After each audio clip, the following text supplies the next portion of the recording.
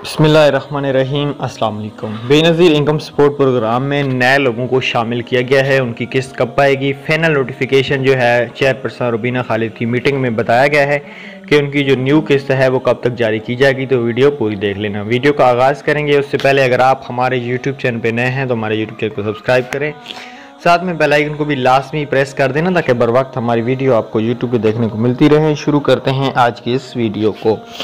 Benazir income support programme में हर रोज़ नए account जो हैं वो ओपनिंग की जा रहे हैं और लोगों को शामिल भी किया जा रहा है।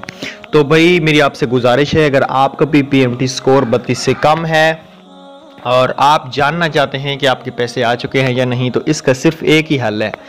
आप डिवाइस से जाके अपनी पेमेंट चेक करवाएं। इंटरफेस पे, वैलिडेशन पे, स्टूडेंट एनरोलमेंट पे, हेल्पलाइन पे कॉल करने की से आपको पेमेंट कभी भी चेक नहीं होगी। डिवाइस के ऊपर पेमेंट शो होती है, पहली किस्त जो होती है वो आपको पता है मोबाइल पे शो नहीं होती। तो मेरी आपसे गुजारिश है एक दफ़ा अपना ID कार्ड ज़रूर चेक करवाएं। नए लोगों को शामिल कर दिया गया है। Thanks for watching.